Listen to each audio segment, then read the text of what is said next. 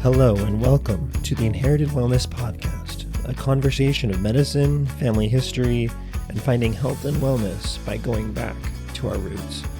I'm your host, Michael Smith, a naturopathic medical student, scientist, and family historian. Thank you for joining me today.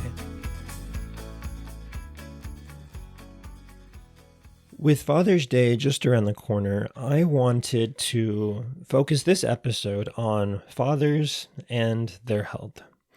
And while this is focused on fathers primarily, it really does apply to all men. And I also believe it applies to those who love and support the men in their lives, wives, daughters, sisters, and so forth. And on the outset, I do want to recognize that for many, traditional roles of fathers may not be the reality. However, that's the context that inspired this podcast episode, and I wanted to share it with the hopes that it can be a benefit to all men, whoever may be listening.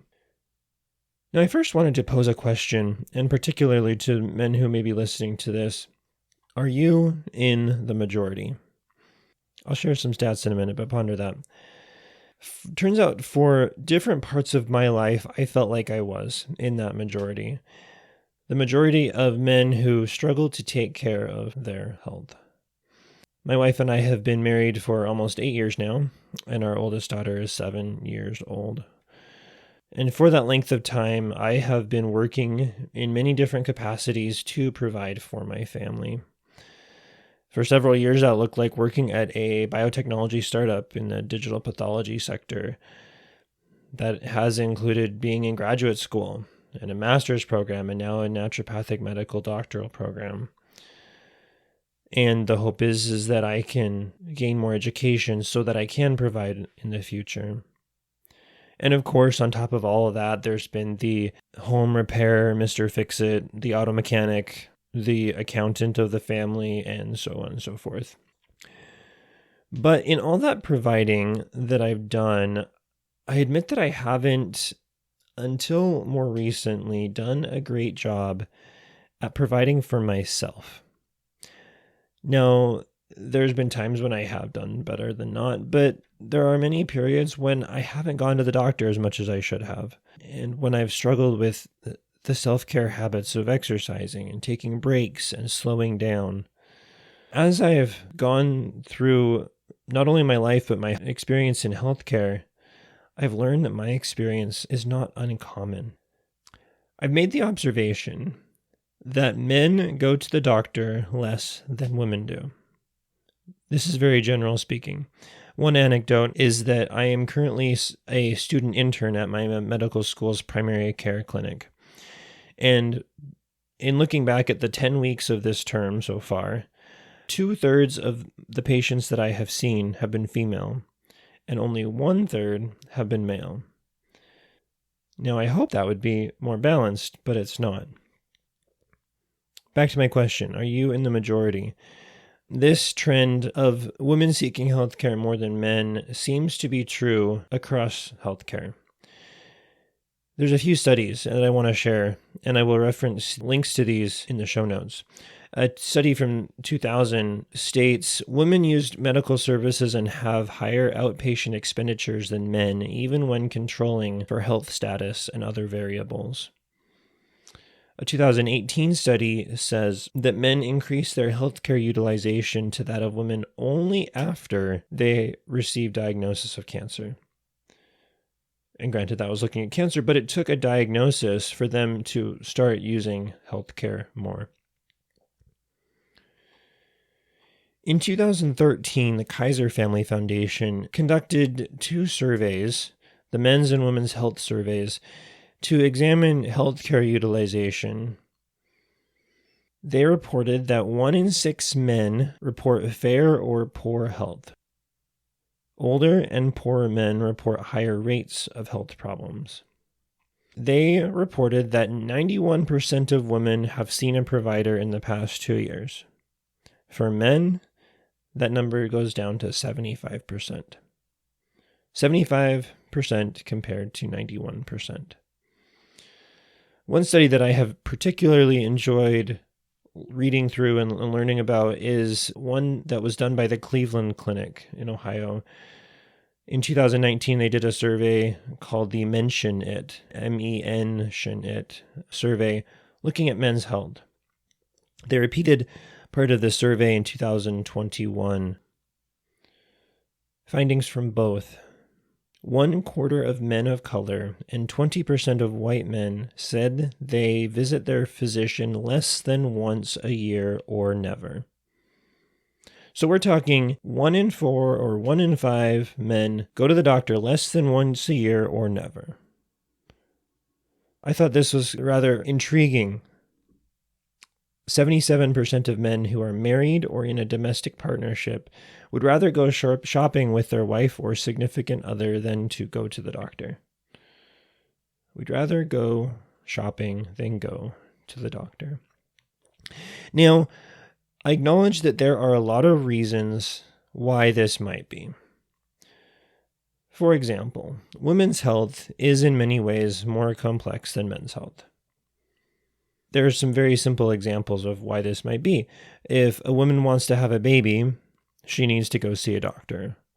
The processes of pregnancy and labor and so forth require medical assistance in most cases.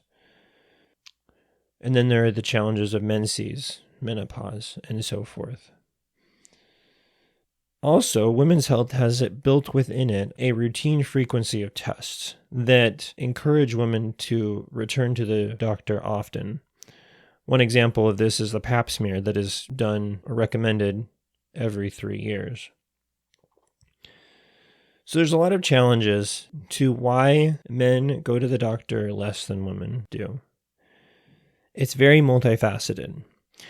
There are individuals in the public health and healthcare policy sectors who dedicate their careers to addressing the social determinants of health. And I dare say that many of those social determinants of health are at play here in influencing or causing men to not go to the doctor or seek healthcare as much as they should. Again, there's no one-size-fits-all solution to this. But I believe it helps to know what the problems are so that we can better address them down the road. And in researching for this and in talking to others, pondering on it extensively for the past several weeks, I've identified 5 different challenges that men have when going to the doctor to take care of themselves on a daily basis. There are likely others, but I'm going to focus only on 5. The first of these is Superman syndrome.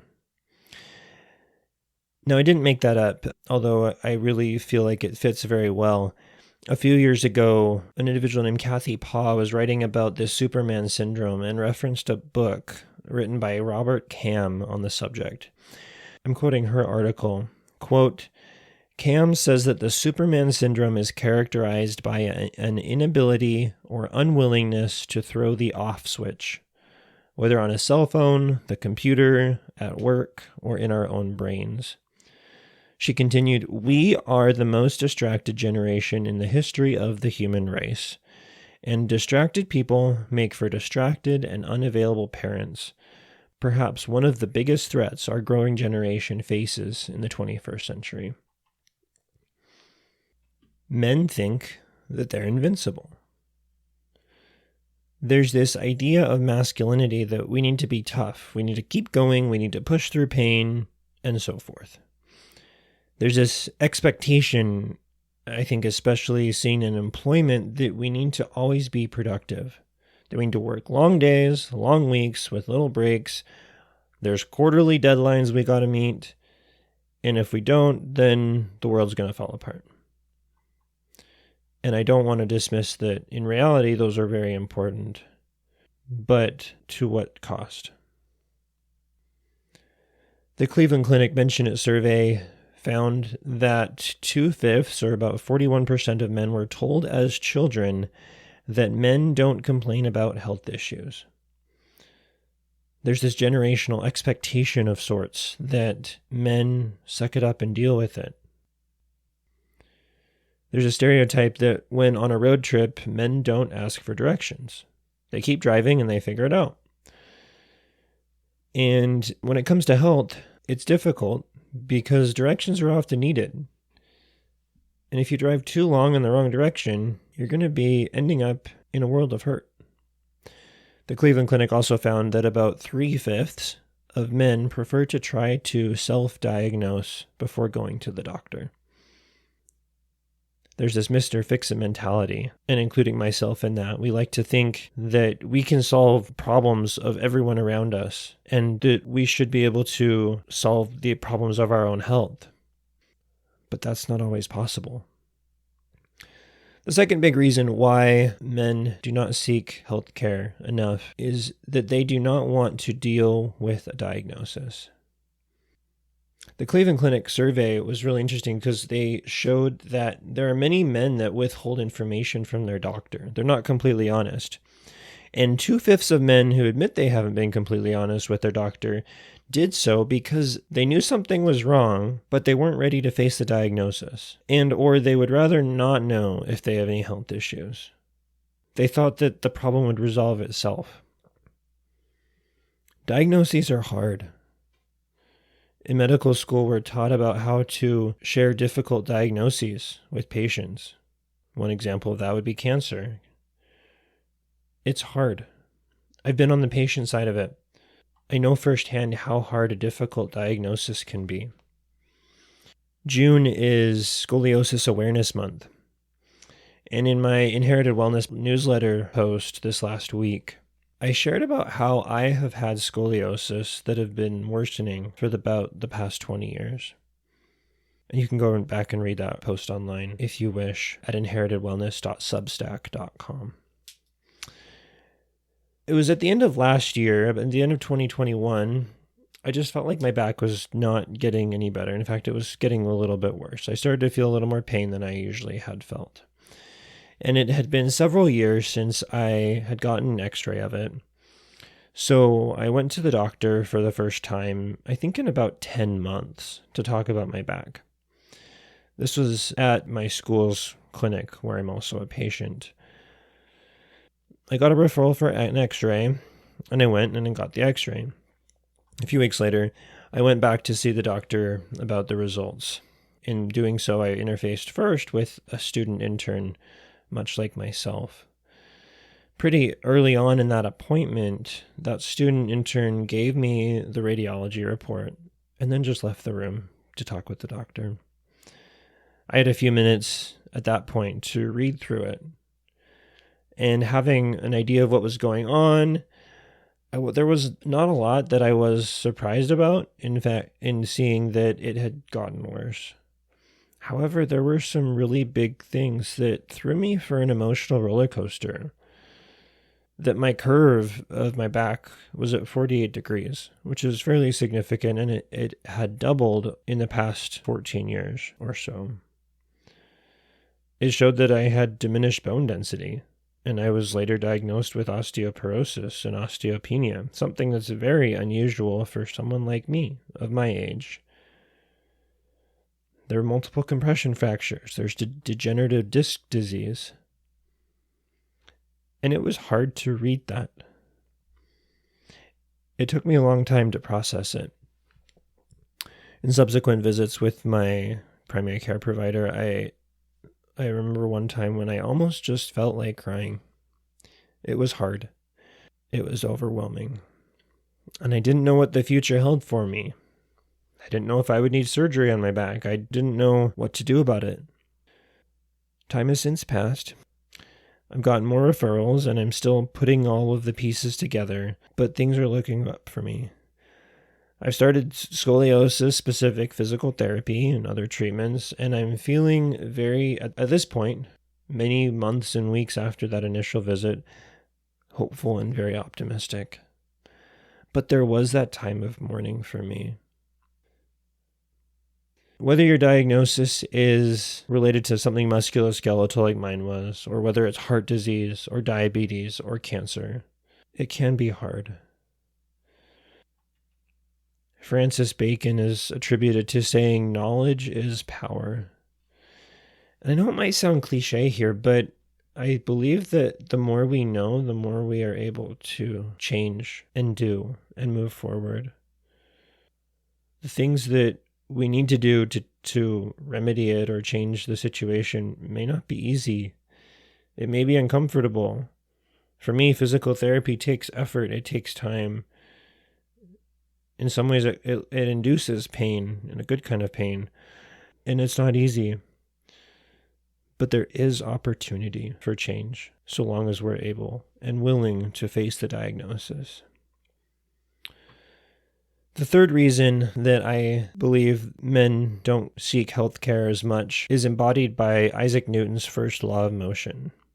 It states an object in motion stays in motion, and an object at rest stays at rest unless acted upon by an external force. I dare say that one of the reasons why men don't seek medical care or maybe share enough details when they do is because they don't want to change. And I realize I'm being very generalizing in all of this, because there's a very broad range of situations, of circumstances, of reasons. And I'm trying to give a very umbrella overview of it all.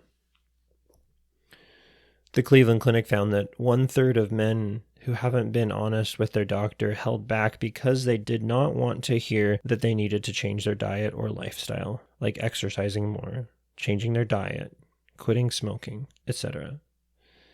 Healthcare is all about change. We're all trying to change, to be better, to be healthier, to be more well, to live a better life. And it is that change and that hope that has brought me into this profession that motivates me every day. In naturopathic medicine, there's an emphasis on fixing the root causes of health, going to the deep roots, the foundations, identifying what's wrong, fixing those, and moving forward from there. If you're interested in hearing more about this, you can see the first podcast episode on this topic. There's a lot of responsibility on the patient. The patient needs to act by changing their own lives and not just being acted upon. For example, by taking a pill and expecting things to magically resolve. I felt this before. I've been one that enjoys working on my computer, doing my work, getting it done. But for many years, I knew I needed to move more. So I started walking 10 to 20 minutes outside. I like to think that all I need is my shoes, maybe a jacket, depending on the weather, and the streets and sidewalks are free. It wasn't a lot, but it got me going. And I'm working beyond that now to increase my physical activity, but it had to start with something small. The fourth challenge is very much logistical in nature. As I was preparing for this episode, I was talking to a friend who is working full-time. He has a family, young children. He commented about how it is so very hard to go to the doctor when the doctors have certain hours, and those hours happen to be the same hours as when he's working as well. So when does he go to the doctor? When does he take time off? Does he use his lunch breaks? What if the appointment goes long? The questions keep going. The Kaiser Family Foundation found that many men, or 17%, couldn't take time off work. 17% is big. Not as big as the other numbers we've been talking about today, but it's significant. And that number is especially true for men with lower incomes. Some large employers may have on-site clinics provided for employees, but not everyone works for a large employer at a large campus of multiple buildings that they can easily slip in and out of between meetings or at lunch. This doesn't apply to everybody. There's logistical challenges to seeking healthcare. The last of the challenges that I've identified is a relationship with a provider. The Kaiser survey identified that men identify a clinician they usually go to for care much less than women do. I had a pediatrician growing up, But throughout college and then in moving around for graduate school and many different reasons, I really didn't have one doctor that I went to with any frequency because I moved around. I went different cities. I'm not going to travel back to where I used to live or to 2,000 miles away to go see a doctor who knows me. I found someone close. I often found someone who took my insurance, but I didn't see them as often as I needed to. There wasn't a relationship there. And perhaps that is one of the reasons why men don't go to the doctor, is because there's not a relationship with the doctor. For me, as a medical student, thinking about taking care of patients, I feel like it's very important to nurture that relationship from the provider side, but it also requires effort from the patient side as well. Related to this is what happens during the medical visit. I dare say that men have a hard time talking about personal things. Women seem to dive into personal topics much more frequently and much more easily with their friends and family members. The Cleveland Clinic identified that one of the reasons why this might be is that they're feeling judged by their doctor. 1/4 of men felt that way. It's also hard for men to talk about things that are quote unquote below the belt. Talking about sexual health and other related conditions. I think it shows that the bottom line is that men need to have a better relationship with their doctor. There needs to be more trust, more openness, more candor, more willingness to talk about hard things. As a father and a husband, I'm very much attuned to the idea of providing for my family.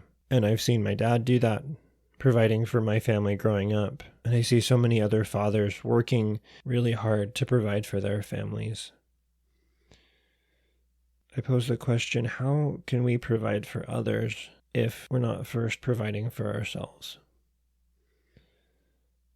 And I want to be sensitive as I approach that question because it can be hard. There's time, there's money involved, needing to work, needing to provide. Perhaps there's two analogies that might help explain how I'm thinking about this.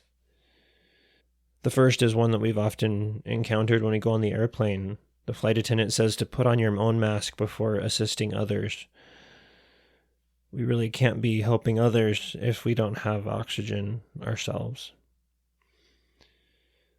I was talking to somebody about this, and they shared the analogy of a wadi versus a reservoir. Now, if you haven't heard of a wadi, it is a valley or gully or stream bed in northern Africa and Southwest Asia that remains dry except during the rainy season. And during the rainy season, it fills up with water. But then after the rainy season ends, it shares the water and ends up being dry afterward. Wadis drain themselves after they fill up, and in doing so, they nourish the area around them. On the other side is a reservoir. Whether it's a man-made or natural reservoir, a reservoir shares excess only after they are filled up themselves. Anything that comes downstream of a reservoir is from the excess. I hope that we might be more like reservoirs instead of wadis. To fill ourselves up and then share with others, share with our families, provide for our families from that full state rather than from a drought state. So what can we do? As with everything, it might sound cliche, but go talk to your doctor. This podcast is not intended as a source of medical advice, and I hope you don't take it as such. When you're watching TV, you see the ads from different medications that are being advertised, and there's always that caveat, talk to your doctor if such and such a drug is right for you. Same thing is true here. The Cleveland Clinic found that 8 in 10 men try to stay healthy to live longer for family and friends who rely on them. But yet, despite their desire to stay healthy for their loved ones, only 50% engage in preventative care by getting an annual physical exam. We can change that. If you're feeling so inspired, pause this podcast right now, unless you're driving, of course. Call your doctor and schedule an appointment. If you don't know who your doctor is, Perhaps your wife or significant other or some loved one can help you. I believe that one thing that we can do is that no matter where we're at, believe that change is possible. There's a saying that we can't teach an old dog new tricks. I'm going to point out that we're humans. We're not dogs. We can change. When needed, use baby steps. I think of the Bill Murray movie, What About Bob? When a psychotherapist has a patient played by Bill Murray who has obsessive compulsive disorder and then ultimately finds the psychotherapist during his family vacation. And one of the things that stood out to me from that movie is that the therapist wrote a book called Baby Steps. And I think that principle applies here, taking little steps each day to improve our health and well-being. How do we eat an elephant? One bite at a time. I've heard it said that the best thing a man can do for his health is to get married. As I talked to somebody about this, they pointed out how, while that is true, often the wife's health can take a toll from childbearing, child rearing, kids waking up in the night, and so forth. That's a conversation I want to have another day, is how to support young mothers and those who are affected by childbearing and child rearing. When I am working on scheduling an appointment for myself to see a doctor, I often check with my wife to make sure that it works for our family schedule. When I do, I feel so much more committed to go if my wife is supportive of me. When she says, sure, definitely go. Please take care of yourself. That support from my wife helps me in my health journey. When I feel like it's hard to take time to go to the doctor, she's there cheering me on. And that makes a big difference for me. One of the things we can do is look to nature. There's a season for work in summer, a season for harvest in fall, and there's a season for rest in winter. We need to have balance. The Chinese Taiji symbol, or the yin-yang symbol, as it's been called, illustrates this. We need to have both the yin and the yang, the work and the rest, in proper balance. Too much of one or the other is not going to be healthy. Too much rest is not good. Too much work is not good. It needs to be in balance. I've long thought that the nature inside of us needs the nature outside of us. I have found a lot of benefits from spending time outside. You might have as well. One of the unexpected blessings of the COVID-19 pandemic is that it increased utilization of telehealth services. The Cleveland Clinic found in 2021 that 66% of all men have used digital health services in the past 12 months.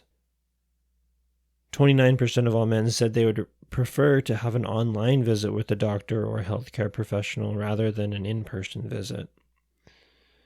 And this is particularly true when talking about sexual health with a doctor. Virtual appointments are a great blessing, and perhaps they might be something that could help you seek more health care. This is not the end of this conversation. There are many who have thought about it long before I did, and I hope it yet continues.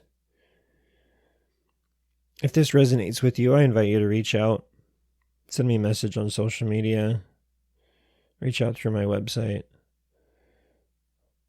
Let's continue this conversation on how we can support each other, men and women alike, mothers, fathers, daughters, sons, grandparents, supporting each other in our own individual health journeys. This Father's Day, I pay tribute and honor to all of the fathers and grandfathers, uncles and men in so many capacities who changed the world for the better.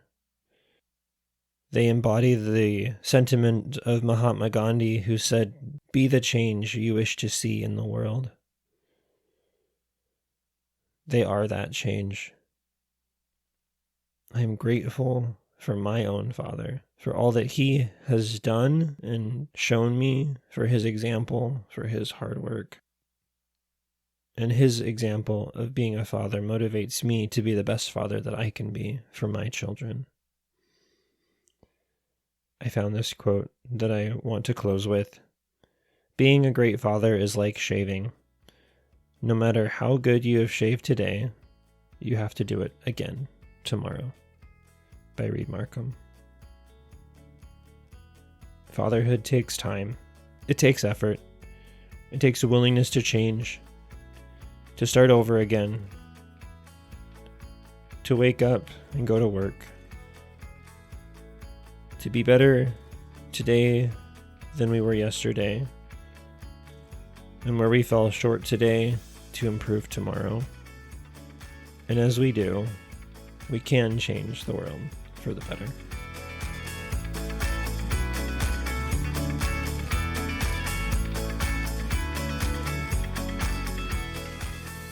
Thank you for joining me today on the Inherited Wellness Podcast. If you enjoyed this, please share it with a friend. I look forward to you joining me next time. And until then, be well.